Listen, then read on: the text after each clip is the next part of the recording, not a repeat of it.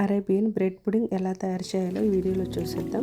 First ఒక 500 ml పాలు తీసుకొని ఒక ప్యాన్లోకి వేసేసుకొని ఆ తర్వాత అందులో ఒక 3-4 స్పూన్లు చక్కెర వేసుకోవాలి. అది బాగా మరిగిన తర్వాత మనము ఒక 2-3 స్పూన్ల వరకు కస్టర్డ్ పౌడర్ కొన్ని పాలల్లో కలుపుకొని ఈ వీడియోలో చూపించినట్టుగా మనం మరిగిన పాలల్లో వేసేసుకొని ఈ కన్సిస్టెన్సీ వచ్చే వరకు మరిగించుకొని స్టవ్ ఆఫ్ చేయాలి. ఆ తర్వాత ఒక 8 బ్రెడ్ స్లైసెస్ తీసుకొని సైడ్స్ కట్ చేసుకొని మనము ఇలా ఈ వీడియోలో చూపించినట్టుగా ఒక 2 పీసెస్ వరకు ఒక బౌల్లో వేసేసుకోవాలి. మనకు ముందు తయారు చేసుకున్న కస్టర్డ్ మిల్క్ అండి ఒక 2-3 గరిటెల వరకు మనం బ్రెడ్ పీసెస్ మీద వేసుకోవాలి. ఆ తర్వాత కండెన్స్ మిల్క్ అండి ఒక 2-3 స్పూన్ల వరకు మనము ఈ లేయర్ మీద ఈ కస్టర్డ్ మిల్క్ పైన వేసుకోవాలి.